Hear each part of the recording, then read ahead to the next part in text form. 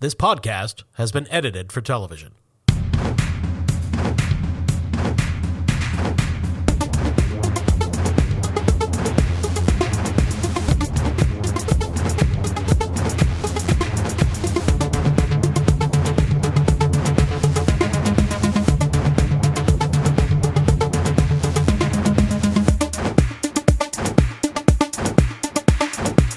Welcome to Bastard Quest. I'm a Game Bastard Kyle. I'm Todd. Corey. Austin. We are playing OUTGUNNED, a cinematic action role-playing game developed by those hirsute heroes over at Two Little Mice. And published by Free League. Indeed. This is a wonderful action movie RPG that we're excited to play. We played the quick start, and now we've made our characters, and we're going to do more. Gonna do a whole damn movie. That's right. Yep. Our OUTGUNNED campaign is going to be an action movie from the late 80s, early 90s. It's the early 90s. Your dad just turned off the Dodgers game, and he's fallen asleep in the rocker, completely hammered. So now you can watch TV. You turn on CBS. The movie is entitled Action Team 3, Eagle Justice. Hell yeah. It's got to be produced by Golden Globus. 100%. Okay. They made this movie just before He-Man. Awesome. Most of this movie's budget was diverted to He-Man. This is definitely a Canon Films production. Yeah. Let's talk about the rules. Do we have to? Yeah. Well, we don't have to, Todd, because I assume all of you did the reading that I emailed you. Oh. I haven't checked my junk folder. I was busy. The rules. Rolling the dice. Chapter 1.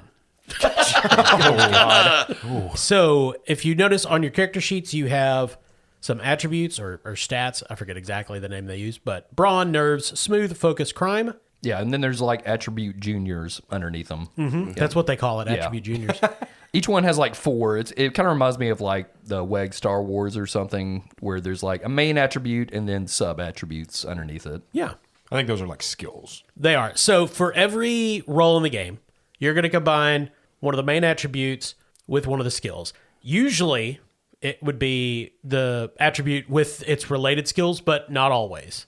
And that's not even required, really. Like typically, brawn and endure would be linked together, but there's no reason you couldn't do nerves and endure. That's what I was going to ask. So you can take like a daddy attribute and pair it with another baby attribute that is not underneath the daddy originally. You absolutely can do that, yes. Is that illegal? Yeah. Okay. Yeah, it's illegal. I don't know. I tried to grab a kid the other day. They frowned on me. Yeah. Well, my daughter bit him. So if you're going to punch someone, you probably would use brawn and fight. Now, a typical character might have 2 brawn and let's say they have 2 fight. So that's 4 total rank, which means you grab 4 D6s. All the dice in this game are D6s. There are no other dice, and each dot or rank related to an attribute or a skill is 1 die. So Austin, grab 4 dice. Your character's going to punch somebody. Okay. Yeah, roll your 4d6. Okay. Well, I got a pair of 3s and a 4 and a 2. Okay, so what we're looking for in this game is matching dice. We're not looking for any specific numerical value or result. We're looking for matches. So your 2 3s mean that you have achieved a basic success. Okay. Which is okay, but there's also critical, extreme, and impossible successes, which are all better. And usually you'll need a critical success to do stuff. Is a basic success akin to something like in Powered by the Apocalypse, like a success with a complication? A basic success just does different things depending on the requirements of the role. It's just the bare minimum. Yeah, there you go. The bare minimum. So now, obviously, if you are good at math, you realize getting 3 similar dice on a roll of 46 would be pretty hard. Even if you had 5 or 6, your odds aren't increasing that much. So on every roll, you can always re-roll your failed dice, the ones that don't match your basic success or critical success that you have. Okay. So you can re-roll those 2 dice that weren't 3s. Okay. And can I just do that infinitely or like... You can do it once. Okay, so there's another 3. Okay, so now you got a critical success. If you hadn't rolled that 3, if you hadn't improved your success, you would have lost one of your existing successes. Okay, so I can optionally re-roll once, but it possibly comes at a cost. Yes. Yeah, but we do have skills or feats, as they're called in this game, that could possibly let us re-roll without any consequences? 100% correct. Let's say Austin's character had a feat related to punching called Punchin' Good. Okay. With his Punchin' Good feat, if he had not rolled that 3 on his reroll, he would have still got to keep his basic success. Gotcha. And you can also go all in and roll again any dice that aren't successes. But if you do that and you don't improve your success, you lose all your success. Now, that's really only applicable on dice rolls where you are rolling more dice and might have multiple basic successes and are trying to get a critical or an extreme or even more. Yep. I have a question, Kyle. Yes, Todd. Let's say I'm rolling and I roll 2 6s and 2 4s. Yep. Do I have to choose one of those sets, or will they both apply towards my success? They can both apply depending on the circumstances, or you can choose to re-roll one of them to try to improve either the 6 or the 4. And it's your decision what type of success we're looking for, right? Yeah. And the GM will tell you what you need to do a thing. It's speaking of which, the GM also, there's 2 different kinds of rolls. There's action rolls in which the players pick the stat and skill that they're going to use to do a thing. And then there are reaction rolls, which means the bad guys or the environment is affecting you in some way. And I, the GM, choose the stat and skill you have to roll to not essentially take damage. It's sort of like a saving throw. I see. Okay. Kyle, I notice on my character sheet there's a thing called adrenaline. Yes, we have some adrenaline here in front of us in needles. And when you want to... Oh, wait. Sorry, that's a different podcast. Are we not supposed to take that already? No, Austin. Thank God I was just about to have a heroin overdose. I may need to go outside and run around. So all your characters have adrenaline, and you can gain more as the game goes on. And adrenaline does a couple things. One, you can spend a point of adrenaline and just get an extra die to your roll. The second thing is, Corey mentioned feats. Some feats may require you to spend adrenaline to activate. Yeah. Corey, do you have any feats like Yeah, that? I got a couple. So I've got one called Intuition. It's a quick action. If I spend an adrenaline, I can ask the director, which is the GM, for a clue, suggestion, or weak spot on like a enemy or Like a robot or a bird. giant robot. Yeah. Bird. Aim for the cloaca.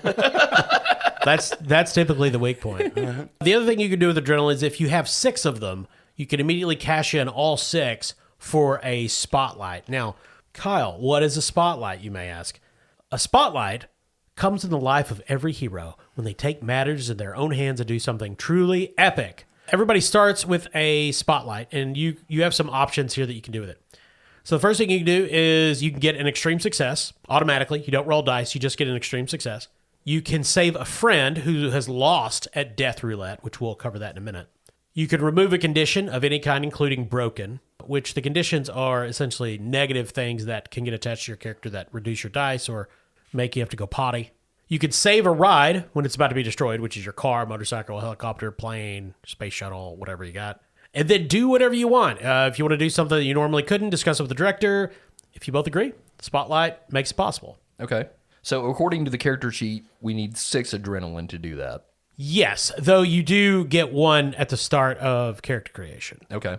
And then you can kind of accumulate them and spend them as needed. That's what I was about to ask. So if we gain 6 adrenaline, we don't even have to use the spotlight the moment we spend all 6 adrenaline. We're basically transferring that. So when you get 6 adrenaline and spend it, you do immediately take the spotlight. I see. So adrenaline is just a way to basically take a 4th notch on spotlight. We can gain spotlight opportunities in other ways. Yes. Okay. Well, one thing too is after you do a spotlight, you get to flip a coin. If it's tails, you immediately regain 1 spotlight. Okay. So in that way, you could spend 6 adrenaline, take the spotlight, flip a coin, get tails, and now you have another spotlight. Gotcha. All right. So the actions, there are 3 core actions in the game. The quick action, which you can take with an extra basic success to grab an item, reload a weapon, reach partial cover, do something quick and easy. So Todd, earlier when you were saying, hey, if I have 2 basic successes, could I do both of those?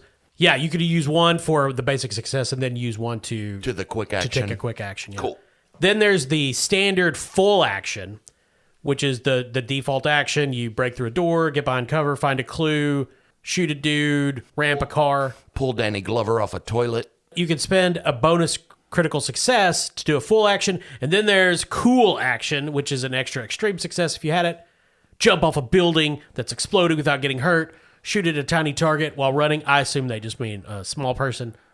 Or a duck. Yeah. Place a bug on your sworn enemy, etc., etc. I'm going to go put a cockroach on that guy. Yeah.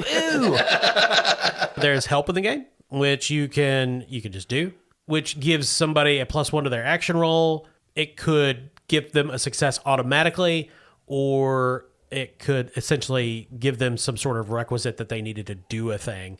Like if one of your characters wanted to jump up to the top of a wall or something, the other could be like, hey, I'll help you up. Otherwise, they couldn't do it. Boost. Give them a little boost, yeah.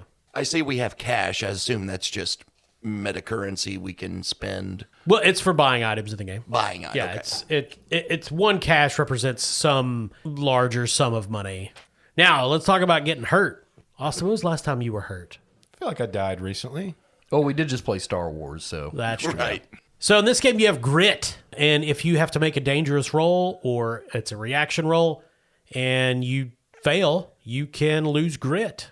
Now, there is a point at which grit becomes bad Yes. and you suffer a condition. However, if you fill in all your grit, it becomes hot and you gain 2 adrenaline. Am I reading that correctly? I think that would be about the RPG equivalent of Last Stand. Yeah. Yes, it does, because you do get the 2 adrenaline. However, you are now vulnerable. So if another circumstance occurs in which you take grit, you can't take anymore. So then you roll on your death roulette, which you roll a 6-sided die, and you all have a default of 1 starting out. So if you... I don't. Yeah, you have 2 because you're old. Yes. Oh, that's right. And if you roll a d6, you roll a 1, then that's it. You're left for dead. If you roll the d6 and say roll a 3, you're fine, but now you have to fill in another marker on that death roulette. So the next time, the roll's harder.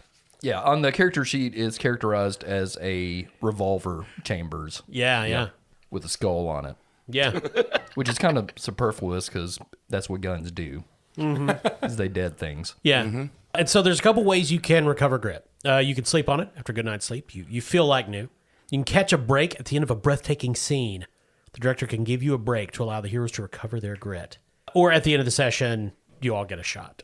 So the last rule thing we need to talk about is a gamble. And this is a dangerous situation that you're in and you want to make a gamble. In other words, this is a roll you make, but it's very, very risky. When you do that, we actually do look for a specific die result, and we look for snake eyes. Now, you still want to accumulate normal successes, but in a gamble, for each snake eyes, or 1, that you roll, you lose 1 grit. You can use those dice to still succeed. So if you roll 4 1s, hey, that's great. That's extreme. Yeah, that's an extreme success, but you also lose 4 grit. And we've also got guns and gear, and it looks like some of these items have effects on dice pools and things like that. Yeah, a gun can essentially add to your dice pool or take away from it depending on the range. And then there's some bullet icons off to the right that I'm assuming are essentially reloads. Yeah, I believe so. I believe that's usages. Oh, so are the guns essentially like perishable? I don't know that they're perishable. I think you're limited on how you can use them per scene. Gotcha. Okay. Now, in terms of losing gear, Austin, there's one thing you can do in the game. You can always choose to lose a piece of gear to get an extra 1 die on your roll. Oh, okay. So if you wanted to shoot at a guy, then throw the gun at him, it's an extra die. Hell yeah. All right, guys. So that are the core rules of Outgunned. I'm sure there'll be a few things that come up in gameplay. Yep. As per usual. Yeah, we haven't even covered the section on dinosaurs. Oh, God. Oh, Yeah, it's weird. It's 48 pages. Okay, you guys want to play Outgunned? Yes, let us play. We open on New York Harbor. There's a massive cargo ship unloading crates and baggage, and a New York City cop wanders up. All these dock workers are around, and he wanders up to a man in this big, heavy brown coat. He says, "Hey, pal, there's no unloading today. It's a holiday, 4th of July. What are you guys doing?" The man turns, opens his coat. He's wearing a Soviet military uniform. And he says, "Comrade, we're unloading communism." Blam, blam. He shoots the cop twice in the face. The cop's head explodes. Behind him, giant ramps open up off the cargo bay, and Soviet tanks and trucks start rolling out. And the general takes off his coat. Comrades, for victory! Deploy across America with our secret nuclear weapons! Oh, also, I should mention that character, that general, was played by Earl Bowen, doing a bad Russian accent. Okay. Fantastic. Yeah. We cut to the Pentagon, 8 a.m., July 4th. It types it out at the bottom of the screen. Yeah. It's going, dee-dee-dee-dee-dee-dee-dee-dee. Another general, this one an American, made of America, Okay. played by Richard Crenna. Okay. Of course. Is walking down the halls of the Pentagon. There's a young lieutenant trying to follow behind the general. She's very sexily dressed for an Army officer, in no way that an actual Army officer would be dressed in any point in American history, but it's an 80s action movie. Right. So she has a perilously low top. And she says, General, there are Russians in New York. I already know about it, Lieutenant, Richard Crenna says. Don't worry. I've got some heroes on the phone. And he goes in and it freezes frame when he picks up the phone. Get me the lumping action team. Austin, what is your action team member doing when you get the call from General Victory? Well, my character, Ryan Rex, played by Anthony Michael Hall, the fighter and the hunk.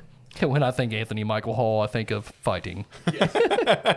An arcade repairman who's afraid of heights, is waist deep in a Galaga machine, while some impatient-looking teenagers wait off to the side of the frame, asking, are you going to be done soon? And he pulls his head out and says, I'm almost finished, okay? God. Somebody says, hey, you got a call. And he bumps his head on the machine coming back out, and he says, okay, wait a minute. Yeah, the phone rings. The arcade owner picks it up. Rex, what are you calling for Rex? Hey, Rex. What? You got a phone call. All right, I'll come to the phone. God, jammer. He said it's America calling. Well, then hold the rest of my calls, arcade store worker. The camera cuts to wherever Todd's character is. Todd, I'm going to leave that problem to you. That's not a me problem. He's in Branson, Missouri. Of course. My character's name is Ronald Jones, a.k.a. the Amazing Ronjo. Mm-hmm. He is the ace. His job is magician. He's old, or older. Well, it's the 80s, so like 42. Yeah, and he's played by Rowdy Roddy Piper. Oh, cool. Nice. His flaw is card tricks. Just won't stop doing the card tricks. Is he actually good at them, though? Well, he thinks he is. Good enough to open for Yakov Smirnov. Yeah, there you go. He has a shotgun. His mission is to make crime disappear. Nice. What kind of show is he doing in Branson, Missouri? Just your typical Branson-style Vegas magician show. So a shitty one. Yeah, absolutely. He's right in the middle of sawing his assistant in half when someone off stage, the stage manager, says, Ronjo, it's the red phone. He immediately pauses mid-saw, looks out at the audience and says, now watch the amazing Ronjo disappear! And he drops a smoke bomb and runs off stage, leaving his assistant half-sawed in the box. It's a big stage, though, so they see you. Yeah, it's the red phone ringing inside your car. You have a rotary phone in your car. Holy Yes. shit. He's Yeah. rich. Well, that was provided by Action Team funds. Sure. Okay. And that car is a Corvette that I named Harry Anderson. He's going to take the call, hop in Harry Anderson, and speed off to the Pentagon. All right. Corey, Yes. where is your character when they get the call? He's in his office at the college he works at. Oh, he's a college professor? Yeah, that's right. His name's Xander Klymax. He's a professor of shooting. He's a professor at Patriotism U. So what does his coursework entail if I were to take his classes? I mean, it's essentially a shooting range. I see. Yeah. Okay. But he's got like classic guns and Yeah. bows and arrows. When they're actually doing classroom work, the national anthem plays on a loop, so they have to stand the entire time. Yeah, of course. So your phone rings in your office. He picks it up. Klymax! Climax. God lamb. This is General Victory. I need you and the rest of the action team here pronto. We've got a problem in New York and L.A. and Baltimore. Those people are seeing red for communism because that's the color preferred by communists. Got it, General. I'm on my way. Gina, take 5. And you see a head come up. Under the desk. It's his teacher's assistant, Gina. Sure. If you're not familiar with action movies from the 80s and 90s, there's a lot of rampant sexism. There's some issues. Yeah. Lots and lots of issues. The action team assembles in the Pentagon parking lot because you have to get your parking validated. It's a whole thing. But anyway, you're eventually shown into the Pentagon, into one of the war rooms. You go in, there's generals and officers shouting at each other. Some admiral is punching a guy from the Air Force, and General Victory comes out, "Shut up, everybody! Bunch of mushing lunatics! The action team is here!" And everyone cheers. Now, I guess you guys have some questions about what's going on. Yes, I do. And my first question is this your card?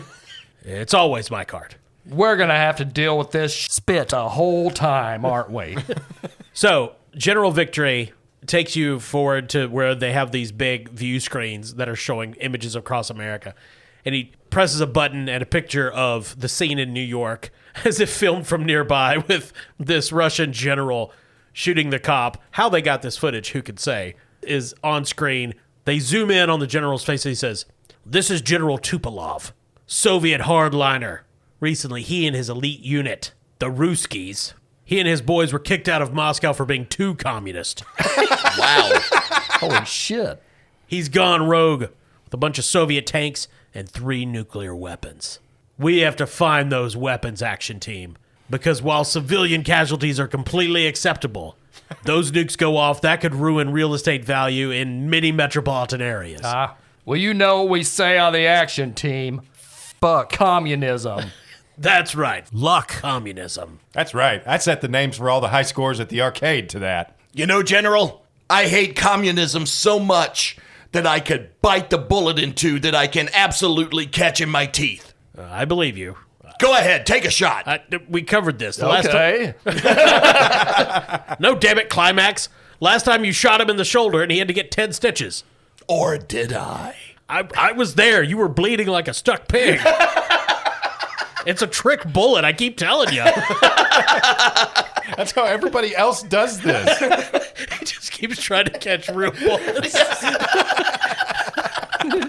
Yeah, one thing about Ronjo, he's great at catching a bullet in the abs. Well, Klymax, you can kiss my bottom anytime you want. And he turns around and he just turns around and moons him. Right there, pucker up, chicken. Oh, Mooning very much 80s. It is. You don't see people. You don't see people moon anymore. No. Let's bring that back, guys. The height of comedy. There's in a school an 80s up the movie. road. Oh, maybe that's why everybody stopped. Oh yeah, because they're all in prison. Yeah. Find the nukes, stop Tupolev, and bring him to Eagle justice. And by that, I mean just kill him. You got it, General. hey, guys, look over there. And he points to the other side of the room. And when everybody turns to look, he reaches into his tuxedo and pulls out a shotgun. Tough freaking duh. That was pretty cool. There's a tear in General Victory's eye. It's one of those, like, it like fades into the American flag and Yeah. an eagle. Then it cuts back to Rex, like going, I can't believe I get to be a part of this team. All right, let's go kick communism's mass. The CBS Action Movie of the Week will continue after these messages. From the makers of Roman Campfire and Greek Stove comes Norse Foundry. Norse Foundry sells dice made of space-age materials like metal that you can chip your teeth on. But you shouldn't, because it's coated in lead, because this is the 1980s. Actual Norse Foundry dice are not coated in lead. The best rolls or your money back. $4.99 shipping and handling. Please contact your postmaster. Norse Foundry. When the movie comes back, we see Xander Klymax on the ground, his suit ruffled, blood coming out of his nose, and we hear this crunching, grinding sound, and a Soviet tank is rumbling down the street before him, and a Soviet officer, not the general from before, but a different one, in a very smart uniform with the blue-white stripes of a Spetsnaz commando, is standing on the top of the tank shouting. He's got a flamethrower. He's played by William Atherton. Oh, Nice. Peck from Ghostbusters. That's right. Nice. Ha ha ha! No, Mr. Klymax, you will die! And the flamethrower roars, and we have no idea what American city we're in, but it's one of them. You Russian son of a bitch. Do you have any idea what we just went through to get here? That's not a warm greeting, you red bunch. Enjoy this warmth, Mr. Klymax. And he fires the flamethrower at you. Now, Corey, this is a reaction roll. Okay. So you're going to have to evade the Soviet flamethrower. Okay. And I'm thinking this is going to be probably brawn and stunt to leap out of the way. How about brawn and dexterity? Sure, yeah, we can do brawn and dexterity. Okay, I've got 3 dice in brawn and 2 in dexterity. Now, this is a dangerous situation. So Okay. you're in some peril here. This is a critical danger. So you need at least a critical success to avoid grit loss. Okay. So one of my feats is that's all. I get a free reroll anytime I use courage, resist pain, or resist threats or interrogations. Oh, okay. So yeah, so you would get a free reroll if you need it on this one. Okay, so I'm rolling 5 dice here. So I don't think you do, but do you have any gear or guns or anything that would give you bonuses to the roll? Oh yeah, my pencil.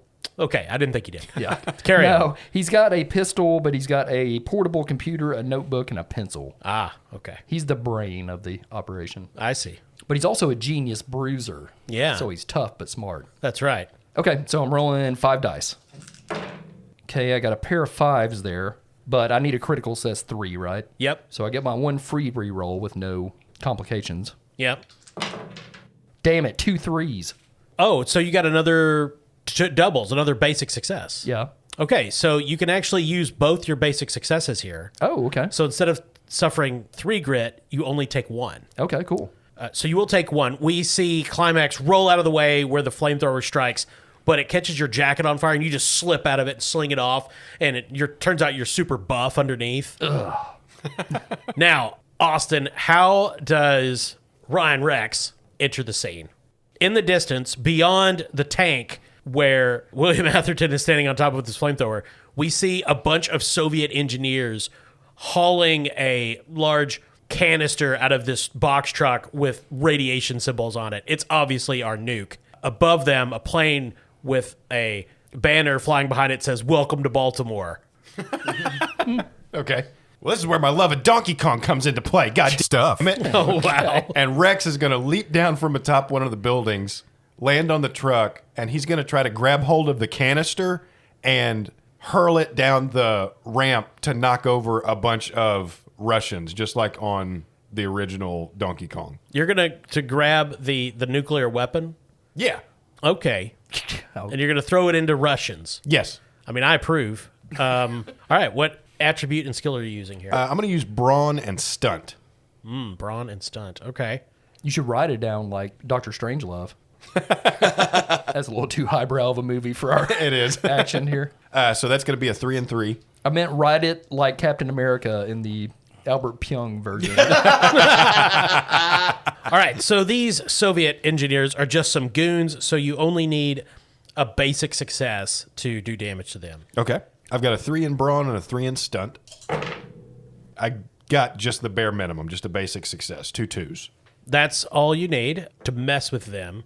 Do you have any applicable rerolls from your feats? I actually don't. So when we played the quick start game, we all had a pretty good even distribution of feats that gave us at least 1 free reroll, and none of the ones that I picked out actually do that. I can add a little bit of damage, or I can regain some adrenaline, but that's it. And most of the feats we acquired in character creation use adrenaline, which I don't think any of the feats we used in the quick start had that. I don't recall, but I think Right. you're right.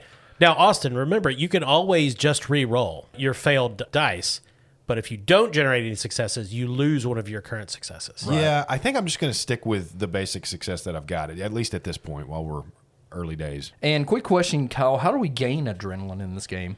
By doing cool stuff, and I just give it to you. Okay, so I just got 3, right? Yeah. Nope. Now, if you have some ability like Austin does that can also give it to you. Like Austin has a feat he can use once per combat that gives him an adrenaline. That can apply. Okay. So Ryan throws this, he snatches this nuclear weapon, this heavy canister, off a truck, hurls it into the midst of the Soviet engineers. They tumble away. They're going to take 1 damage from that. And down the street, the Spetsnaz commando sees Ryan and is shouting, stomping on the top of the tank turret, turn around, and it's slowly spinning. Meanwhile, one of the Soviet engineers is going to take a shot with his AK-47 at Ryan. He sprays bullets into the air. Okay. Now, these goons have only a basic attack, Austin, so you need a basic success to dodge them as you flip off the top of the truck with a martial arts dodge. So this is going to be, I think, cool and nerves. Could I make it smooth? You can do smooth and cool. Okay. Then I'm rolling 5 dice. All right, there's a basic success. 2 2s again. Yeah, you go flipping off the side, bullets hammer into the side of the box truck. Todd, the Amazing Ronjo, Yes. enters the scene. Yes. How? Kyle, could I use my smooth and my stealth so that it seems as if I magically appear behind William Atherton on the tank? Yes. If there's a puff of glittery smoke, you may. Yes, absolutely. Okay. So that's going to be 6d6. All right. Now, this Spetsnaz commando, played by William Atherton, is a bad guy, which means he's particularly tough. Okay. He has a critical defense, so you'll need at least a critical success to hurt him. Okay. And that's 3, right? Yep. 66. Oh, only got 2 6s. But I can re-roll, correct? You can. You can always re-roll for free. It just might cost you something. Right. Well, I'm going to do that. All right. Hold on. I have a pickpocket feat. Yeah. It says I gain a free reroll when stealing. What if I'm also stealing his pistol? I would say you could pick his pocket if you wish, but that would mean not doing damage to him. Okay, gotcha. So I'll just do a regular reroll. All right. That is 4 6s. Whoa! Extreme success. Yeah. He literally is magic. How does Ronjo completely take out Spetsnaz Commando Gorshkov, as played by William Atherton? He stealthily climbs up onto the back of the tank, drops a glitter smoke bomb, and as the smoke dissipates, he taps him on the shoulder, and when he turns around, the Amazing Ronjo says, "Hocus freaking pocus, commie." And then he throat punches him. He tumbles off the back of the tank, which was reversing to go after Ryan Rex. Tumbles off the rear compartment and under the tank treads. No! Grind. Blood spurt. All over the pavement. And Ronjo screams, "Guys, I got a tank!" You should tell the Russians in the tank, because they're still slowly turning the turret straight towards Ryan Rex. So it's the bad guys, and the Russian tank is shooting at Ryan Rex. The gun booms. Austin. Another reaction? Yeah, this is going to be a stunt, brawn and stunt, to leap dramatically out of the way as it fires and explodes the box truck you were next to. Now, this is an extreme attack, Austin. Okay. This could inflict a lot of grit damage to you. Damn. So you better roll good. All right, pulling out my Street Fighter skills here. Got to leap out of the way. Well, there's 2 4s and 2 1s. I think I'm just going to take the free reroll and see if I can get anything more. So there, I did not get an extreme success, but I did get trip 4s and a pair of 6s. Can I still stack those the same way Corey did Yeah. to try and reduce damage? Because I think that'll essentially have the same effect. It won't be as good as getting an extreme success, but it is better than just a critical success, which would your 3 would do. So we see Ryan leap out of the way. The explosion sends him slamming into a Volkswagen. He bangs his head on the driver's side window, splinters it, blood streaming down his face. So your crit gave you 3, your basic 1, and so you're going to take 2 grit. Okay. Damn, Russians. You guys better run now or my buddies are going to stack up and knock your The CBS Action Movie of the Week will continue after these messages. He He's America's favorite hobo. He's sold more records than Elvis or the Beatles in that one store in London's East End. He's Boxcar Slim, and this is the best of Boxcar Slim from Raytel Records. You'll hear such classic hits as Runnin' a Train on My Heart, This Soup Tastes Funny, Jimmy Crack Corn, and I Do Care, damn it. I done lost my shit bucket. The devil has my soul, but I'm leaving my organs to you. Handout, no. Hand job, yes. And of course, his famous cover of God Bless the USA. The best of Boxcar Slim is only available through the special TV offer from Raytel Records. Call 1-800-666-HOBO today. Austin, I just realized we messed up. An extreme hit actually does 9 grit. Oh, okay. So I take 5 damage then. You take 5. Okay. So then I still hit my head on that car on the side of the street, and it looks like that tank is closing in. Yes, it looks mad. Okay. It looks very angry at America. Especially since Ronjo put angry eyes on the front. Yeah. Which of you would like to go next? You Russian son of a stick. I love that jacket. Corey, if you want to go, that'd be great. Also, who is playing your character in this movie? Kurt Russell. Yeah. Nice. Incredibly svelte with an obviously too small tweed jacket and elbow patches. It's Kurt Russell when he's impersonating like a salesman in Big Trouble in Little China. He's got with the glasses and slick back hair. Yes. Yeah. They actually shot this on days after he got off the set of Big Trouble in Little China. They just had him take that costume. Yeah, it's like when an actor has a mustache, they just go ahead and shoot the same. He had those glasses already. Yeah, they loved it. Yeah. That's the 80s equivalent, yeah. So the tank is barreling down or grinding towards Ryan. Ronjo's on top of it. Spetsnaz Commander Gorshkov was just crushed. And the nuke is there on the street. Soviet engineers are picking it up, trying to calibrate it to fire. So Xander's going to try to take out the guy who just flamethrowered him. All right, he is stalking towards you. Flame through him. Flame through. Right. We want to be accurate with our terminology. Yeah. All right, what are you going to do to him? So Xander is going to throw his burning coat at his face Okay. and then attempt to shoot him. Oh, okay. Classic Klymax kerfuffle. Yeah. So the skills I'm going to use, how about brawn to throw the coat hard enough Okay. and shoot to shoot? Works for me. Okay. That's be 6 die altogether. What kind of result am I looking for here, Colin? This guy is a critical bad guy, so you're going to need a critical to hurt him. Okay. Okay, got a pair of 3s there. I'm going to go ahead and use my free reroll. All right. And there's another 3. You throw the coat on him, fire your gun, blam, blam. He stumbles backwards. Looks like you're a little hot under the collar there, Wonker. Meanwhile, across the street, the Soviet engineers are plugging their targeting computer system into the nuke, readying to fire it. Who will stop them to save Baltimore? The Amazing Ronjo. All right. Gonna cut a lady in half, maybe do a little despairing door. Not this time. No, he's on top of the tank. He is going to drop a glitter smoke bomb into the interior of the tank and right. hop down with his shotgun. And as the smoke clears and the Soviets turn to look at him, he says, I have come here to bend spoons and kick Pinko tail, and I'm all out of spoons. No, actually, you have one, comrade. It is in your coat pocket. He responds by shooting him.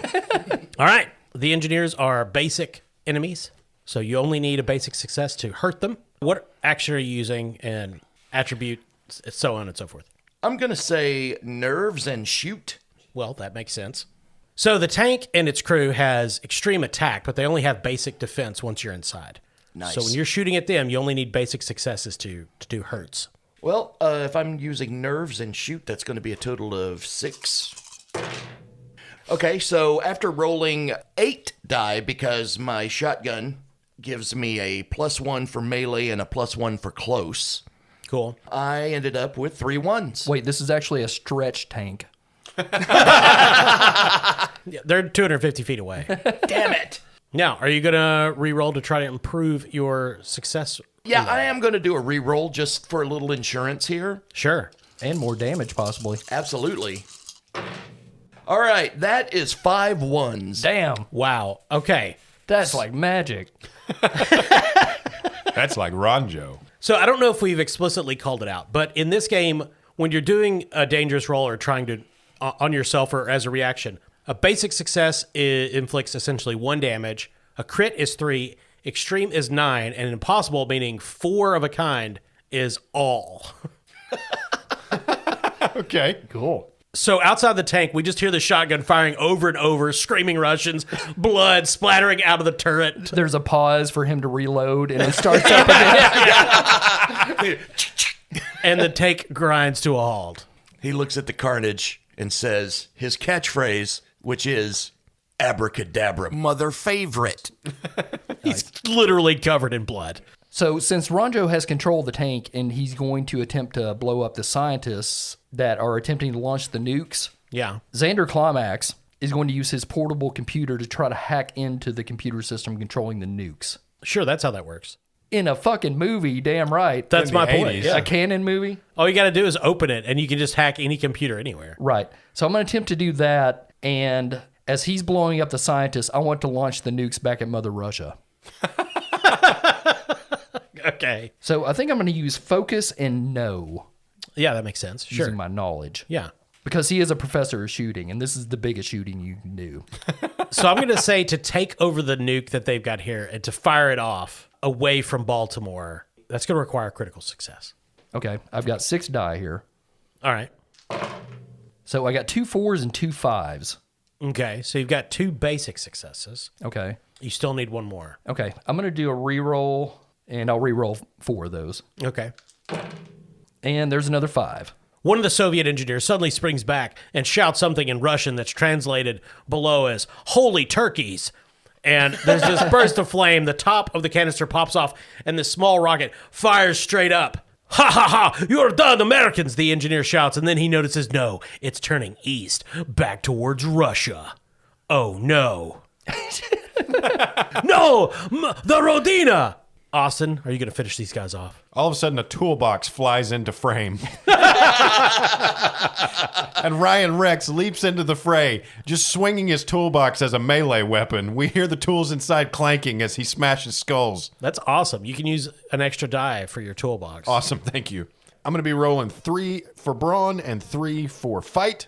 And 1 for toolbox. And 1 for toolbox, yes. My God, I'm rolling shit today. Today, he says. All right, I'm going to take my free reroll because I only rolled a pair of 2s. There's 1 more. There's a critical. That is all you need to take out the last of the Soviet engineers. How does this look when Rex comes in with a toolbox? Well, one scientist after another just catching the side of a toolbox in the face. One he hits so hard the lid pops off and all these wrenches fly out and hit another scientist in the face. He drops a pair of channel locks that he catches in one hand and flings them like a ninja star at one other dude. Oh, that would hurt so much. Both sides of the handles just land right in a dude's eyes. The last of the Soviets are defeated. There's fires burning all over the street. And Ryan Rex stands in the midst of carnage and finally says his catchphrase, "Game over." Xander walks up and says his catchphrase for fun, too. I'm going to need a long bubble bath after this one, fellas. And the Amazing Ronjo stands atop the tank, and written in Soviet blood on his shirt is, "Ha ha ha, now I have a tank." And so there's a break in the recording. Instead of the movie, it's a rerun of MASH. Just starting mid-series, but we'll pick up with the rest of it next week. Awesome. Right. I like this game. Yeah, that was a lot of fun. I'm really enjoying playing off the quick start. I'm glad we played the quick start first because it's a very different system than we played before. Yes, yes. But now that we've got the hang of it and we've created our own characters, all that stuff, original story, like this game is pretty fucking awesome. Yeah, I like it a lot. Yeah, it's a blast. I was afraid there'd be too much dice rolling, but since you actually combine action and damage in one roll, it turns out to be about the same as That makes him move quite a bit, which you Yeah. need for an action movie. You know what else you need for an action movie? RPG dice. True. You know where you can get real good dice? I say the best dice at NorseFoundry.com. Go to NorseFoundry.com. You'll find all manner of dice made out of all manner of materials. They're fun to roll and beautiful to look at. And when you check out, make sure you enter promo code CHAM. That's CHAM, CHAM, and you'll receive the 10% Bastard Quest discount at NorseFoundry.com. They've got a new gun that shoots dice. Wow. Yeah. I don't think that's legal. Oh, of course. In America? Have No. you seen our leadership nowadays? No, you have to sell the official bullets from the. Hey, they do it all there at Norse Foundry. They do. We'd also like to thank our sponsor, Barrel and Bond, 100 Broadway Street in beautiful downtown Paducah, right there on the banks of the Ohio River. All week this week, they're just playing Slim Boxcar on the radio. Yeah, good shit. That's his number one hit. That's all they have on their jukebox.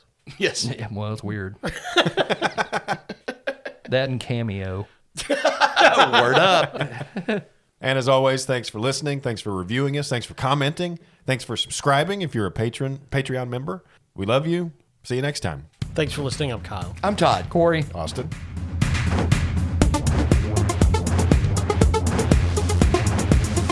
This soup tastes funny.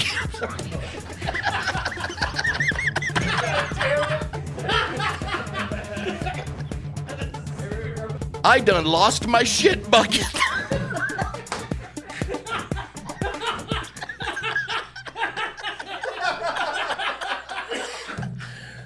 I'm gonna pass out.